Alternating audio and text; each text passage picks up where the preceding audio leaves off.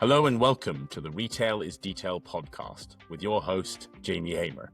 The Retail is Detail podcast focuses on technology and innovation in retail, with guests from either innovative retail tech players or retailers themselves who are adopting new technologies. We interview founders and C-suite executives from top firms who are changing the retail game for the better and delighting the end consumer. This podcast is brought to you by insurance technology firm Loxa, where I am co-founder. Loxa is on a mission to ensure the future of retail includes fair, transparent, seamless product protection for your most valuable possessions. We work with retailers to offer product protection at the point of sale or direct to customers, designing fair, transparent, easily claimable product protection with the end customer in mind, which is at the heart of everything we do. We've got another brilliant guest for you on the show today. Let's get started. Hello and welcome to Retail is Detail, the retail tech podcast. I'm joined by John Readman, the owner and founder of Ask Bosco and Modo25. How are you, John? Yeah, great. Good to see you, Jamie. Excited to be getting into some detail in retail. Awesome. So you run a digital agency and an AI reporting tool, a forecasting tool focused on advertising spend. But you also have sort of a background in both marketing and sales, some of which we share. How did you get here? What were the key milestones? I could start right at the beginning as a failed Air Force pilot, if you want. The big thing for me, my career's been my proper career started off in marketing technology, and we used to sell postcode software. So everybody's like, "What's that?" But you're probably old enough to remember, Jamie, the first time you phoned a call center and they said, "What's your postcode?" And they said, and then they gave you your address, and you're like, "Wow, that's magic." Right. And it was a thing. You might be too young, and it's just always been a thing in your life. Some of the listeners will be like, what are you talking about? That's been a thing forever. But there used to be days where you had to spell out your address, and it used to take call centers days to process stuff, and posts would get misdelivered, tickets would get misdelivered because people had captured them. So it solved a really interesting, critical problem, as in a cost problem for businesses, and it saved them huge amounts of time.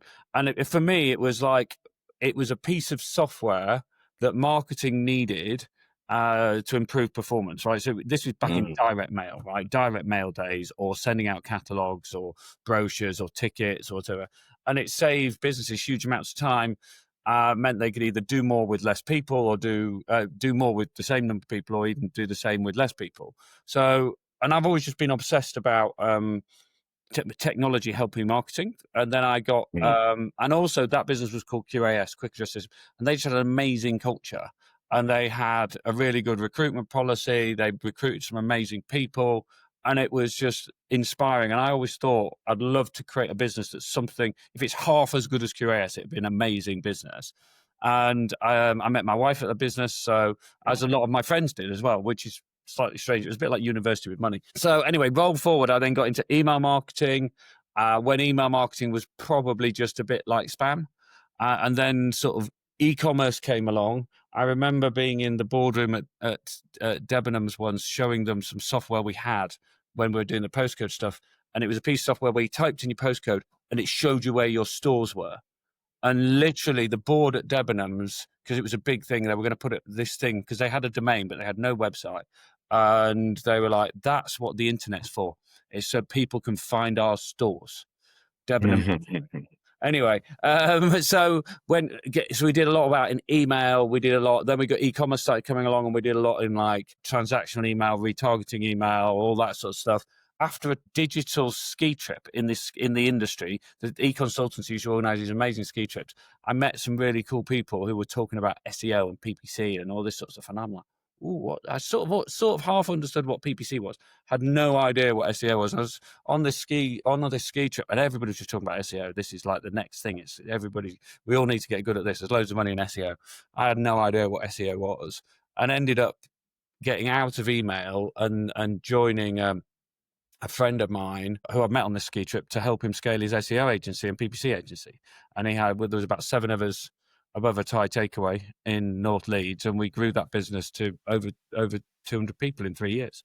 So, and at one point we were doing the SEO for like ASOS, House of Fraser, Boohoo, River Island, Superdry, etc. And if you typed in the big keyword in fashion, Jamie, was and retail was dresses. Right, I don't know what the search volume is. I should know. Don't know what the search volume is at the moment, but it used to be 280,000 searches a month. Right, so it's a lot of traffic, and the PPC was expensive on it. So it was like dresses, maxi dresses, shift dresses, and if you Googled those, 9 out of the 10 search results were our clients. If only we'd got the 10th, we could have controlled the whole first page of Google. But no, and then exited that business, and as you know, set up a cycling holiday company, which is great for networking, and then went to join a friend to run a business at Summit Media. What happened at Summit Media is we started, I joined Headley to try and help him grow and sell the business, which we did. And Summit was famous for 2 things. They used to run the business in a prison, right? So they used to help rehabilitate prisoners, which is fascinating and really amazing story and work. And again, sort of sits quite importantly with me around having a business with purpose.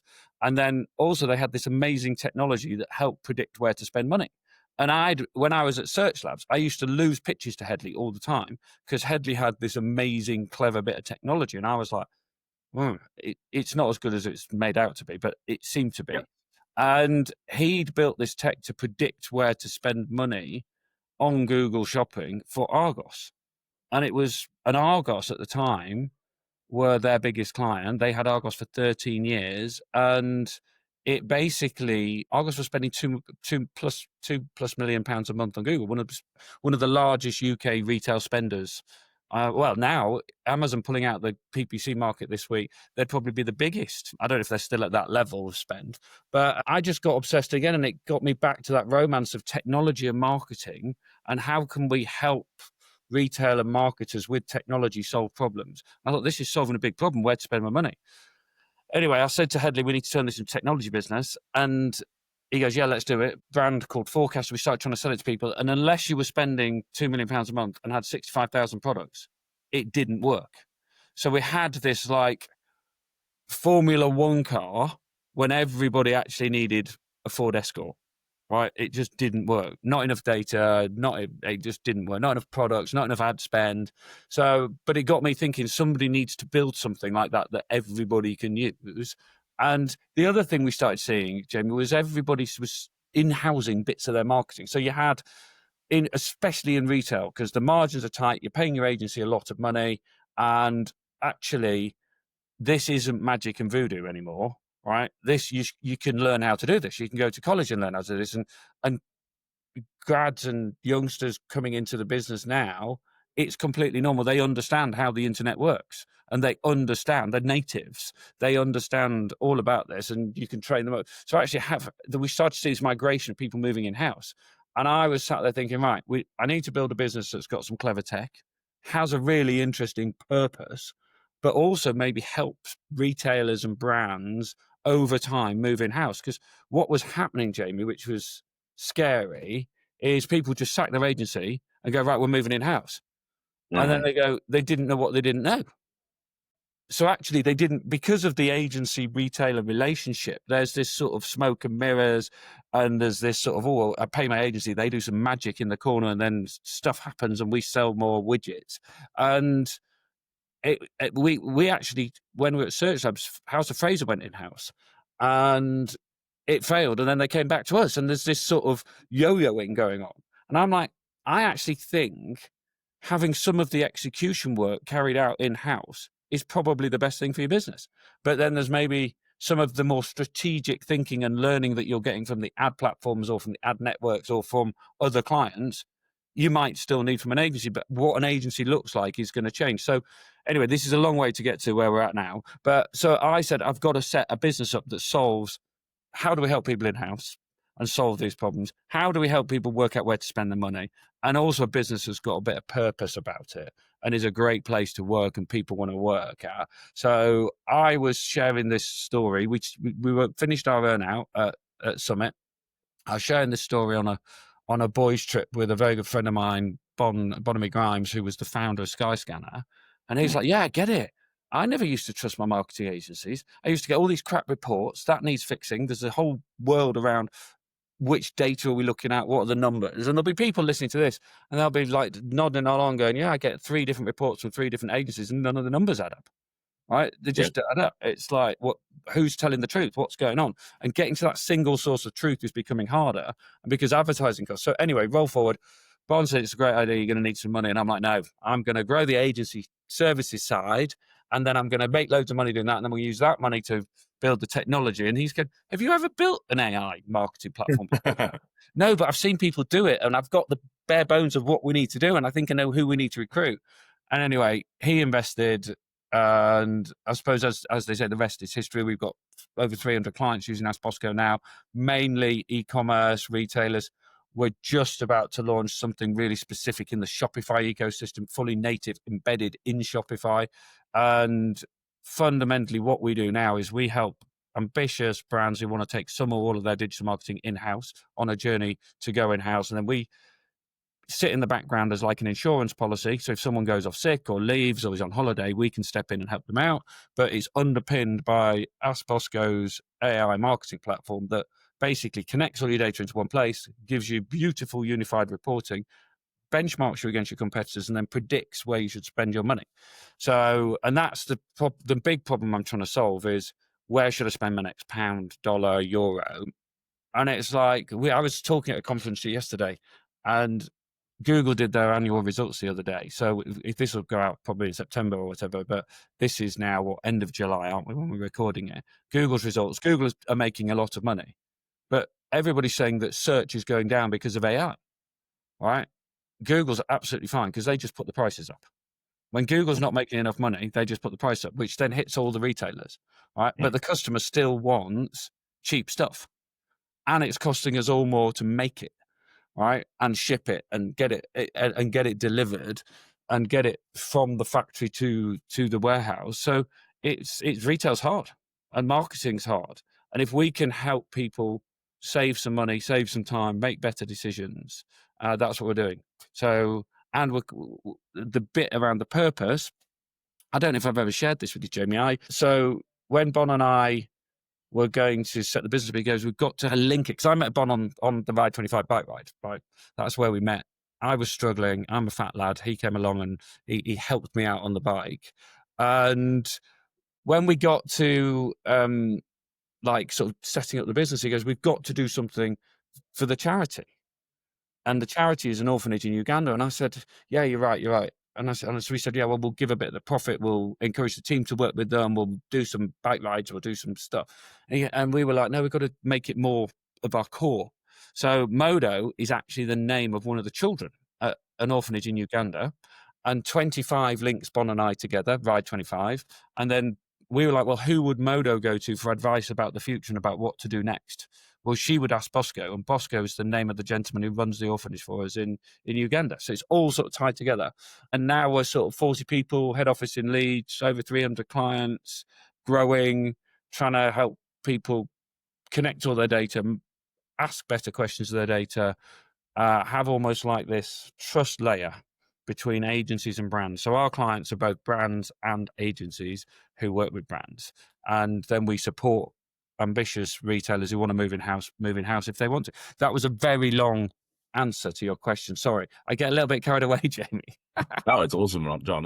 You've touched on a lot of the questions I intended to ask, which is amazing. I was going to ask about culture. Yeah, have you replicated the QES culture, and is everyone really their spouse?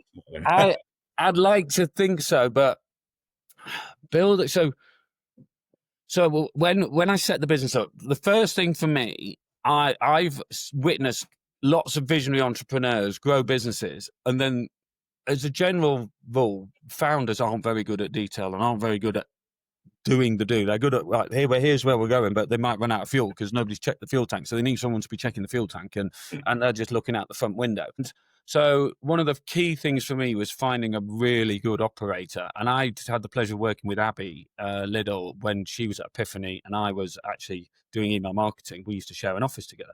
And I just thought, and Abby grew a search agency called Epiphany, and they sold that to a business called J-Wing.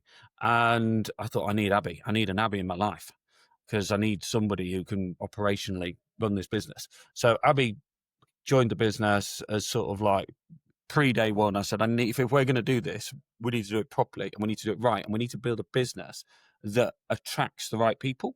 So I think the other thing about challenges about running a business is if you're trying to go from 1 to 50 people in a few years, you could spend a fortune with recruitment companies, right? And for me, that's dead money. So I wanted to go from 1 to 50 people without spending any money with recruitment companies. And we've actually done that, with the exception, we're just recruiting a new VP of sales and some senior engineers. And we have gone with a recruitment partner who's a fixed price, and they do a lot more of the search. We still do the process. And to do that, you've got to create an exceptional culture and a place people want to work. So we did this thing, and we sat in this room with a whiteboard and goes, right, what are the worst things that have ever happened to you at work? Right. And what are the things we are never going to do? Right. And then what are the best things that have ever happened in work or in the workplace or this, and the other, and how can we make sure we do that? So for me, we wanted to build a culture that would attract and retain the best talent. So we're a small startup with a new idea in Leeds. How can we attract someone with a first from Cambridge who's been working at Dentsu, who will come and take a job with us and leave this big corporate marketing job at Dentsu and come and work with us? So and we've been successful doing that. And this is sort of pre-pandemic, so I got a bit annoyed. Obviously COVID was terrible, but it changed the way people work, right? We're doing this now. 5 years ago we'd have been meeting up in a podcast booth in London and doing it face to face. But I got this idea is, right, we're going to let people work hybrid. They can work when they want, where they want, how they want. And we were like, oh, this is going to be great. We're going to be unique, because everybody else is forcing people, especially agencies, were forcing people to go into the office. And I goes, nobody wants to do that. And then COVID came along and everybody started doing that. And we were like, we were like, oh, you can bring your dog. I saw you've got a Labrador. We've got 3 dogs in the office now. And it's like, I'll bring your dog to work. And then COVID came, like, everybody gets a dog. Now everybody can take the dog to work. And well, not everybody, quite a lot of people can. But the big thing, and I've had a lot of stick for this, is we do a 4-day week and we pay a full-time salary, right? And it works, right? And it works. And it works when you've got the right people with the right OKRs or KPIs or whatever you want to do. And we focus on outputs for our clients rather than inputs. So we don't sell days, we don't sell time, we sell performance. And our guys are then bonused on performance. And imagine the week before you go on holiday, right? You always get more done. What if you could just work like that all the time? What if you could just be more organized? What if you could do less meetings? What if your meetings could be 45 minutes or 15 minutes? I had a big discussion with someone this week. He goes, you need to interview someone for at least an hour and a half to get to know them. And I'm like, I can get to know someone in 20 minutes. I can do it in 20 minutes. If they're good, I might have book another one, and we might get to know each other, but I can work out if they're bad. And I don't want to waste an hour and a half talking to someone if they're not very good. I think just being brutal with your time and efficient with your time and empowering your team to be like that as well. You can work a 4-day week, and we've grown year on year, every year. Last year, we grew at over 40%, and we did a 4-day week. Most agencies have been struggling just to stay flat. So hopefully we're doing something right. And that comes down to the team and the people and giving them. And the other thing is investing in a nice place they want to come to. Everybody's like, oh, hybrid culture, we'll get rid of the office, we'll save some money on the rent. I think people like being around people. Humans are social animals, but they shouldn't be forced. You should create an environment where they want to come. And I think that's the thing. So we've overspec'd our office. There's free tea, coffee, nice proper coffee machine. There's a fridge full of stuff if they want. There's snacks, and everybody's sounding a bit like Google. We haven't got Google money, but we've recruited 40 people without spending any money on recruitment. And so 4 days a week, that includes you? Yeah. So I tend to I take Friday. You can choose Wednesday or Friday. I'm a founder, right? I'm working 27 hours a day, Jay. Always thinking. But no, I don't ever book my Fridays. I don't have very few ever meetings in my diary on a Friday. The odd board meeting if it falls on a Friday. And then I tend to do fun and interesting things with either clients, investors, prospects, or interesting events or whatever, or fun stuff. The odd boozy lunch, that's something that stopped happening after COVID. Bring back the boozy lunch, or go watch my kids play sport, or go out for lunch with my wife. Because I think if I'm not doing it, then the team will see that I'm not doing it, and then they'll think, well, actually, it's just marketing and nonsense, and it's not respected. And there is this thing though, if somebody's not performing and not delivering the output or performance, we have reserved and have done it a couple of times, said, look, you can't have your Friday off or you can't have your Wednesday off. And they're like, oh, well, I've got plans. I've got Pilates. And I'm like, well, you're going to have to cancel Pilates and do your work because you haven't done what you said you were going to do. Right. So we're not all happy clappy. We are a business that's focused. But if you do the research, Microsoft have trialed it. Loads of people, I think they've actually rolled it out in some countries. I think it was Japan. Scandinavia, this is relatively normal. Right. They have some of the highest GDP. They have some of the best quality of life in all the surveys. They have some of the happiest people. And it's, for me, I think if someone said, how should AI change business? It's like, let's all just do more stuff with less time and let everybody have a bit more free time rather than just doing more stuff to try and make more money. Why don't we use AI to give people an extra day off? All right. But nobody's talking like that. But that's what I think people should be doing.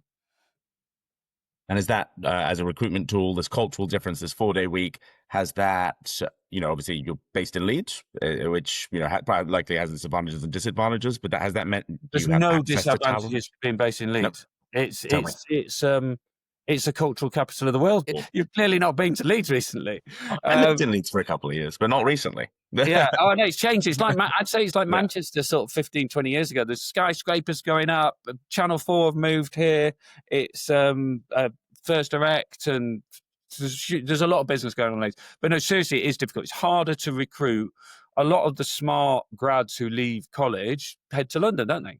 So we've got to give them a reason to move to Leeds. And we have had people move to Leeds to come work for us. But there's also, I think, which is another thing post-pandemic, there is a lot of talent who aren't in London, who maybe moved out of London, who want a good job with a fast-growing, interesting tech business, right?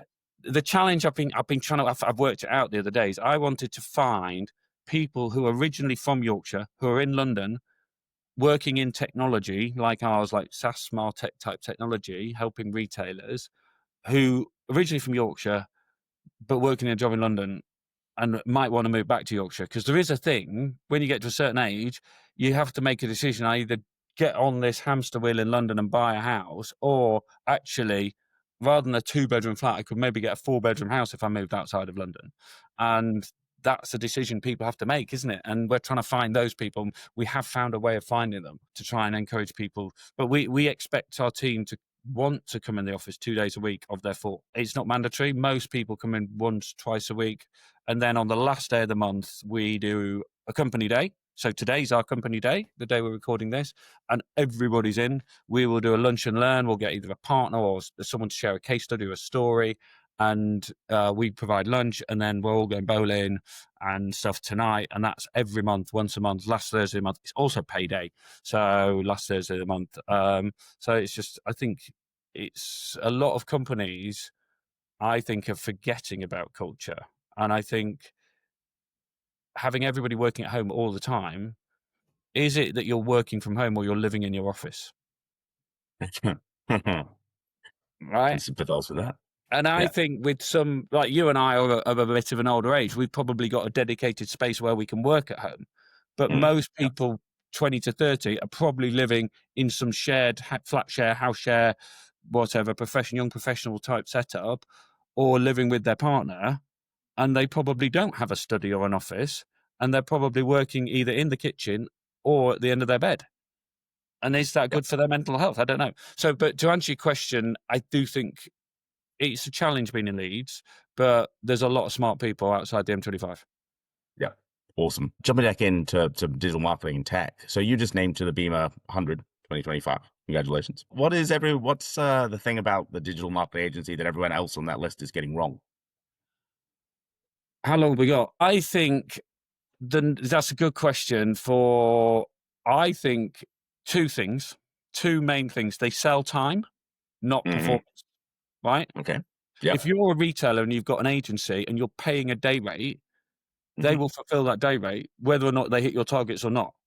You should have some targets and you should pay them to hit some targets. And how they hit them, you don't care as long as you hit them. And actually maybe pay them. So a lot of our e-commerce clients, we work with them on a basis where it's a performance model.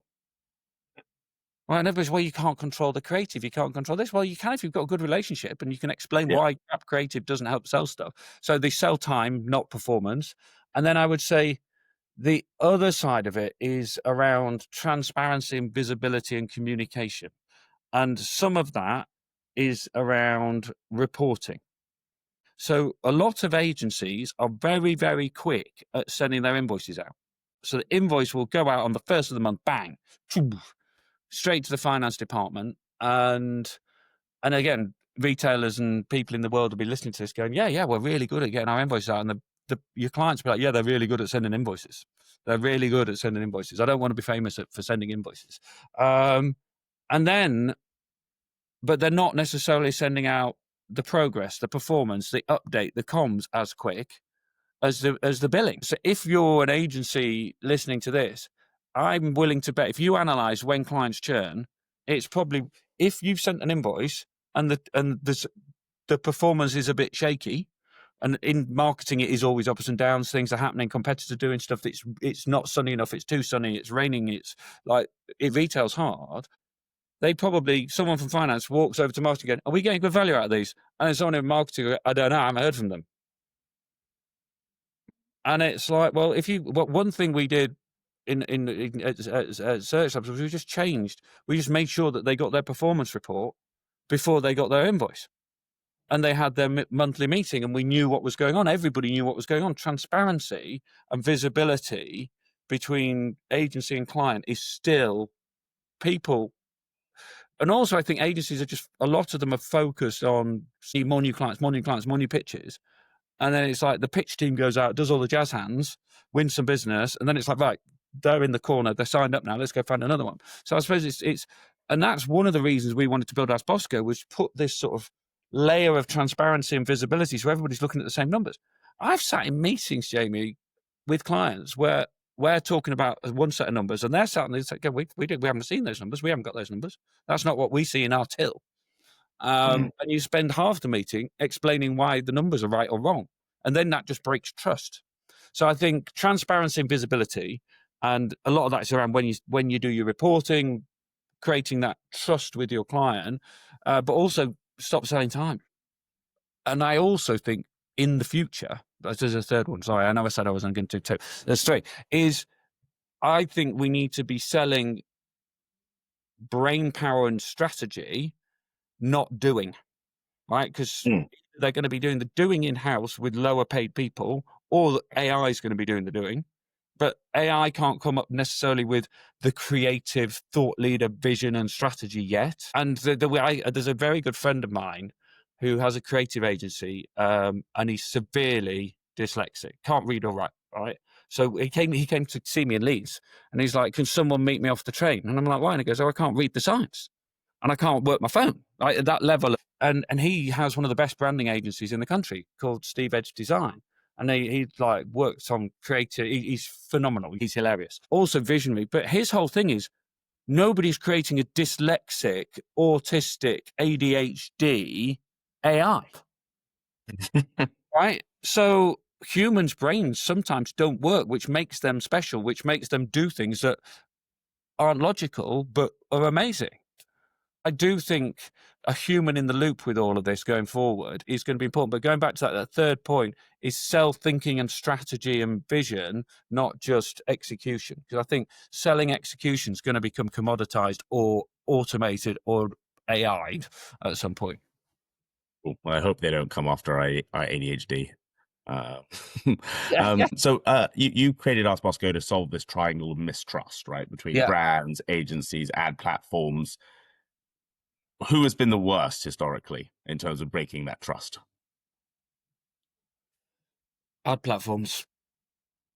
So anybody in retail listening to this, in fact, we were at this conference yesterday, really interesting e-commerce conference in London, and there was a lady on the stage, Camilla, from Oliver Bonus, talking about Google. And I've been in hundreds of these meetings with clients. We're a Google premium partner, and we have this all the time. And a Google rep, we've got some advice about performance. I guarantee you, every conversation with any Google rep ever always involves spending more money on Google, normally YouTube. You never have a conversation with anybody at Google who goes, so I tell you what, you're smashing it, spend less money with Google. That just isn't a thing. And then you've got Facebook going, oh, you need to invest more into Facebook. Have you thought about advertising more on Instagram? Have you seen this new type of video you can do on Instagram? Have you seen this? Have you seen that? Or have you seen this new thing we're launching over here? And then TikTok comes along and they're saying, oh, yeah, you need to spend some money in TikTok shop. And it's just really confusing. And they're all peddling their own wares. And it's very easy. And what's also happened over the last 15 years as I've been involved in marketing and retail and agency land is Google used to wow the agencies, or Facebook used to wow the agencies with lunches, trips, merch, stuff, so that you convince your clients to spend money on Google. But actually, our job is to help our clients sell more stuff with spending less money on Google. So now what Google's doing is they're wowing the end client, and some of the end clients get bought into this, like get brainwashed. Google literally take them to New York or Mountain View in California and brainwash them.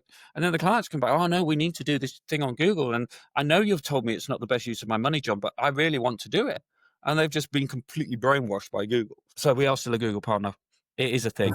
But I think everybody's addicted to spending money on Google. And it's almost like it starts off with AdWords as like a gateway drug, and then it just gets worse. So the ad platforms are definitely the worst. And I think because of that, then the agencies end up often defending the position. And then the client is just confused because they're getting one message from the agency, they're getting a different message from the ad platform, and they don't know who to trust. And they don't know what the answer is. And I think as long as there are multiple places you can spend your money, it's really hard to work out. So there's always going to be competition. Interesting thing that's happened, and we touched on it, is Amazon have pulled out of Google Shopping right this week. But this is Amazon, the biggest spenders on Google in the world, right?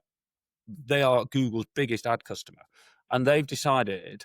And I think have they just looked at and thought Amazon works on tiny margins, right? Tiny margins.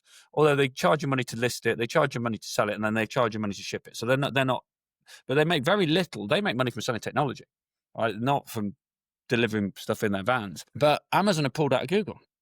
And is that because we're all fighting over the bottom of the funnel? And actually, we need to do some proper marketing. My bet is between now and Christmas, you will see Amazon all over the TV. You don't often see that many Amazon TV ads. You see a few every now and again around Black Friday or around, Prime Day. But I think someone in Amazon's gone, hang on, we're spending 20 million a month on Google.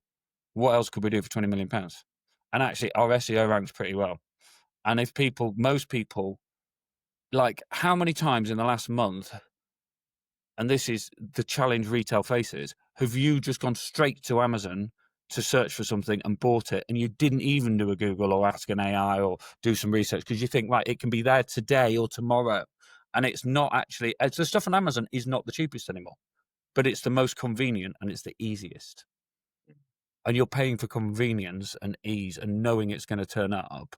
You're not paying, it's not about what's cheap, but genius. But anyways, going back to your question, I think the mistrust starts off with the ad platforms because they want to maximize their profits. And then the agencies have got caught up in trying to then position the story about what they're doing. Also, SEO as a thing is, you are trying to manipulate Google's algorithm. And that in its essence is a bit naughty. Right, because Google's built some tech to try and work out what's the best. You're trying to influence it that your clients think is the best and is better, whether it is the best or not. Right, by creating content, by building the website in a certain way, by changing things. So that in its essence is a bit, and there used to be a thing, less so now, where you'd have white hat SEO, which is all clean and ethical, and then you have black hat SEO, which people would happily pay to do bad stuff because they know they would win. There's a cases of it was Interflora website got taken off Google because they'd done so much bad stuff, and it just got removed from the search engine for about 2 months because it's Google's search engine. It's not the internet; it's their search engine. And if they know you've done dodgy stuff to manipulate their algorithm, then it's up to them if they remove you. It doesn't happen as much now, but people used to get manually delisted from Google. Yeah, but it's difficult, and it's difficult to know who to trust. And I suppose what we're trying to help retailers and agencies with is this layer of almost like the TripAdvisor for marketing and e-commerce data. So it's the single source of like this trust layer, right? We can Yeah. trust this, and then if I'm a retailer and I'm going to pitch for a new agency, you go, right, we use Ask Bosco for our reporting. We love your ideas. We love your strategy. We love your case studies. We love your team, but we want you to use Ask Bosco because we trust the numbers. Or if you're an agency, you're going out to pitch and you go, right, we've got all these creative ideas. This is what we're going to do for you. This is how we're going to drive revenue. You can trust us because we use Ask Bosco. And that's where we want it to fit in. It's almost like it's just a thing. That might be a bit lofty, but that's our vision. So if it's the source of truth, if Ask Bosco is where you find what's actually happening out there in your advertising spend, what's the biggest truth that people believe that's costing them millions? Oh, good question. So I think we're all overspending on Google shopping and PPC and PMAX. And so the question I often ask people is, well, I suppose you could look at it this way, right?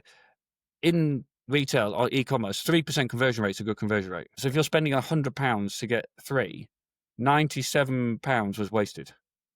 Right? That's mad. So, and then sort of if you go back to sort of first principles in your marketing data, but I also think we've just got obsessed with, if you imagine, so a board meeting in an e-commerce retail business, the finance director, it goes through the numbers and it'll probably be, I don't know, cost of goods, stock, people, and then it's probably marketing. And in there, it's probably Google and Meta, or probably in that order.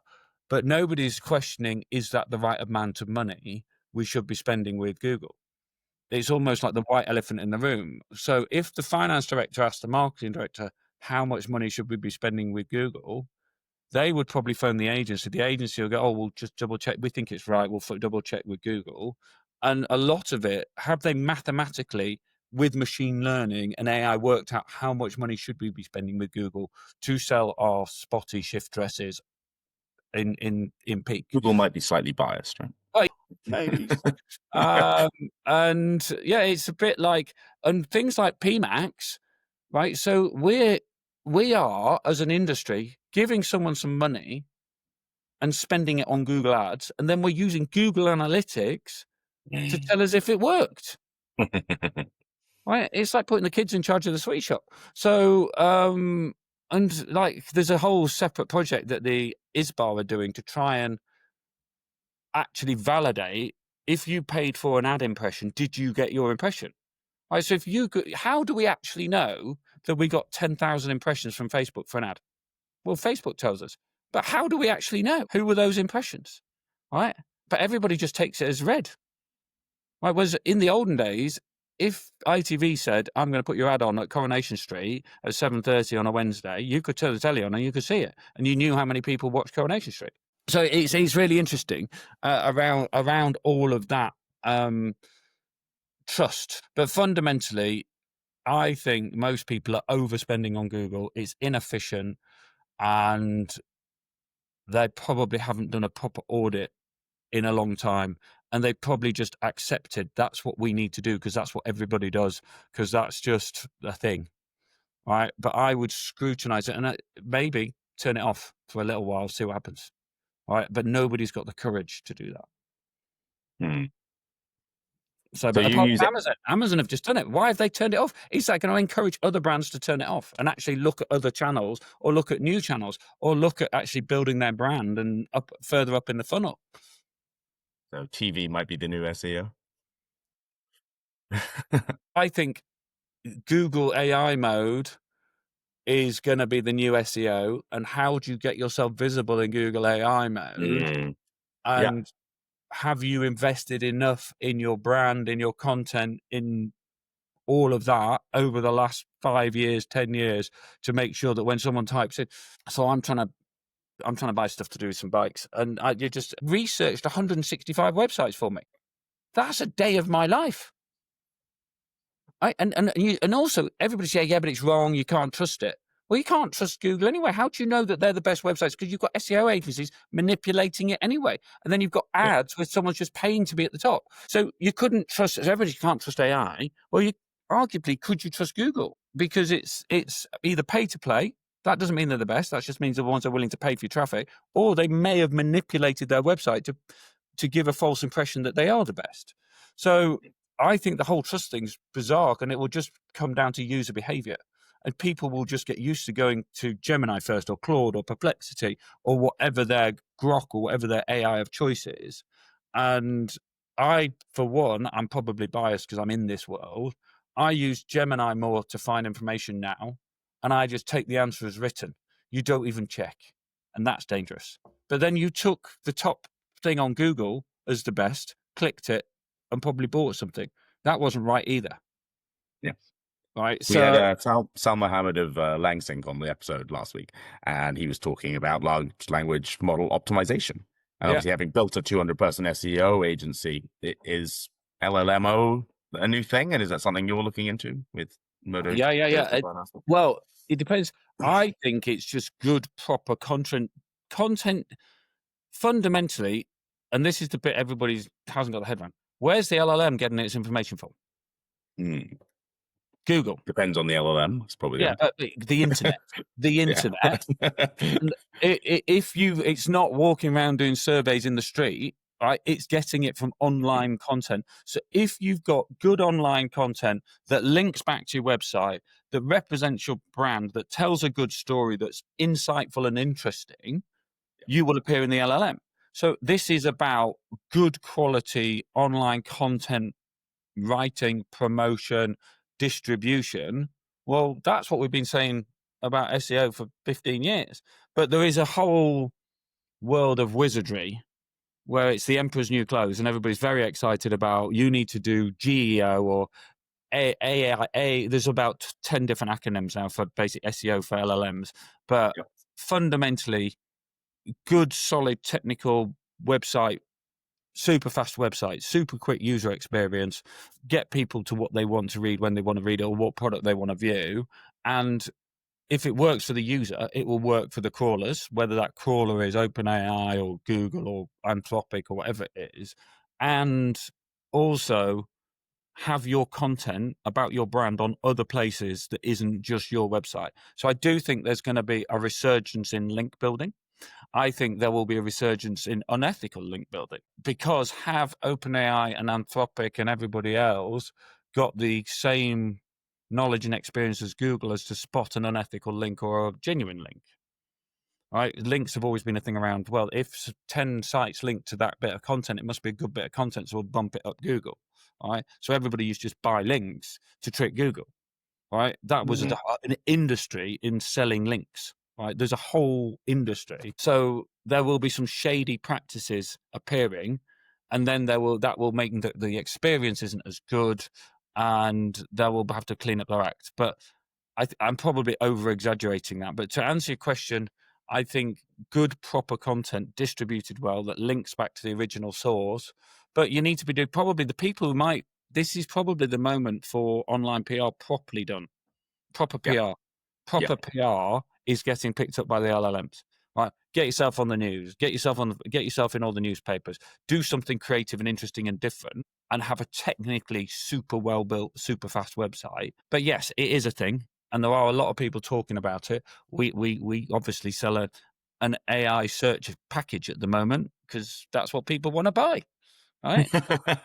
Appreciate the honesty. Yeah, that's what it's like. If you've got a pie shop and everybody wants chicken pies, you're going to make chicken pies, all right? Chicken pie AI, I love it. Let's touch briefly on Ride25, which is of course complete madness. 25 years to get. Yeah, it's not madness.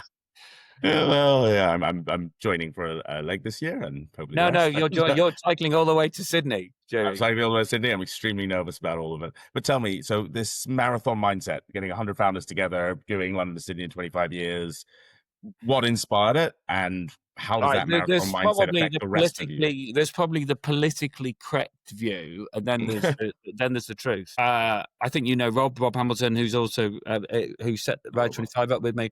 Rob and I have been friends for years. We had his wife went to uni with a friend of mine from home, so that's how we all met. And in London, when we were sort of graduated from uni, we would hang out a bit together.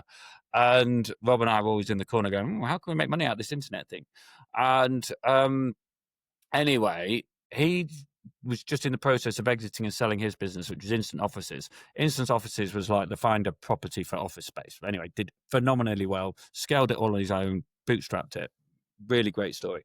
Anyway, we were on a train. He was coming up. I can't remember what day. He was coming up to Yorkshire for the weekend. I'd met him in London after some meetings, and we were on a train up to Yorkshire, and we were drinking wine. All right, there was definitely some bottles of wine involved. And he said, I think we need a thing, Readman. We need a thing that gets people together that doesn't just involve boozing, that involves maybe some physical exercise and raising some money for charity, but gets like a gang of people together and it's an annual thing. Mm. And he goes, right, because there's no more stag do's. Everybody's married. There's no more things. We need to create a thing. We want a thing, right? What we think, like a golf trip. Well, let's go golf trip. Yeah. And he's like, no, I don't really play golf. And he goes, and literally, without batting an eyelid, he goes, I think we should cycle to Australia. And I'm like, I know you're just selling your business and you've got a bit of time, but I'm like knee deep in trying to graft here. I haven't got time to cycle to Australia. And he goes, no. We're going to do it in chunks. And we're going to do one leg a year. And it's going to take 25 years. And it will give us a reasoned purpose to meet up with like-minded people every year. We'll get to know people at a proper level. We'll all become mates. And we'll do some good for charity, but it will also give us a reason to keep and get fit every single year. And by the time we're 70, when we get to Sydney or 65 or whatever, we will be the fittest 65-year-olds around, and it's going to improve a lot. And already, if you look at some of the photos, so there's two groups. So there's the original group, which is the pioneers, and they're sort of in India now, and then there's the founders, and we're in Italy because we had too many people wanting to do the pioneers. We had to set, and then we said, well, who are the best people to do this for? Who are the most interesting people we want to spend time with? Well, it's other crazy founders, right? And also they're the better people at raising money for charity, and they get it, right? They also are good at signing up to mad things with no preparation, right? So, so there's people, if you looked at 12 years ago when we did the first one, who are completely different shape now to what they were 12 years ago, but they weren't cyclists, right? So we are actually selling longevity. Right? People who do Ride25 are going to live a better life, a healthier life, better mental health. They're going to hang out with better people, and they're going to live longer. And we should charge double for charity. And there's a lot now to improve your quality of your life and the length of your life is do some vigorous exercise regularly and have a thing to keep fit for. Well, everybody who does Ride25 not only helps change 280 kids' lives in One More Child in Uganda, they literally have a reason to keep and get fit all the time. Because if they don't get fit, it's really going to hurt. Because cycling 100 miles a day every day for 5 days is hard. And it needs to be hard, because if you're asking people to sponsor you, you can't say, people go, oh, you're just going on a cycling holiday. Hang on, I'm cycling 600 miles across India in 5 days in 40 degrees heat to raise some money for some orphans in Uganda. Or I'm cycling across, everybody goes, oh, you just go cycling in Tuscany, it's going to be lovely. I'm like, have you been to Tuscany? It's quite hilly. Right? And I'm quite a big lad. I used to play a lot of rugby, and I need to get a black bin liner on and go sit in a sauna before I go, because I need to it's a power to weight thing. The key to cycling is not spend a load of money on a fancy bike, it's just lose weight, because cycling is a gravity. And that's like, you're quite a big lad, I'm a big lad, we've all played a lot of rugby, and it's that's the hardest thing is, and I like my food and I like my wine. So but anyway, going back, so Ride25 is, and we own, and we, this isn't a threat, but we don't invite everybody back. We're really precious about keeping the quality of the people. So we have had people come on the trip and then they don't get invited in the next year, and they're like, oh, can I sign up to Ride25? And we're like, oh no, sorry, it's full. Or they realize they're not fit and they don't come back. But we actively select to keep the quality, because You want to spend your time with good, interesting people. We get a lot of people wanting to sign up to spend time with founders who are IFAs, or they're wanting to bankers. And it's like, well, no, you're not a founder. You can't come. It's like, no. So Rob and I are going to cycle to Australia twice. Yeah. Like, that was a hard sell to Mrs. Readman. She was like, why do you need to do it again? I'm like, yeah, it's a different group of people. She said, but isn't it about cycling? I goes, no, it's not about the cycling. So this amazing cycling adventure is not about the cycling. It's about raising money for people, getting fitter, getting healthier, connecting people. So people have met their partners, got married, had children. People have set up businesses and sold businesses that they set up from meeting someone on the bike ride. Right? People do investing together. They do. So it's just a thing. So and I suppose also it's a constant. Even hopefully when we sell Ask Bosco to Shopify for £1 bazillion at some point in Ride25 will still be a thing. So it will stop me becoming old and decrepit and putting on weight, because I know I've still got to get on the bike and raise some money for the kids in Africa. So I don't know if people want to apply to join and they're interested, they should have a look at ride25.com. But we can't guarantee you'll get in. All right. It's like any good members club. Challenge. Yeah, it's like any good members club. Awesome. Thanks, John. Just going to do a quick fire round of the questions we asked all our guests. What detail of retail do you like the most? I like happy customer reviews. That's where retail wins. People forget about customer service in this online world. We're just too focused on marketing and price. We haven't even touched on that today, but fundamentally you can win by delighting your customers. And what detail of retail do you most want to change? Transparency and visibility in marketing. That's an easy one. That's an easy one. Yeah. And what is your most controversial opinion for the future of retail?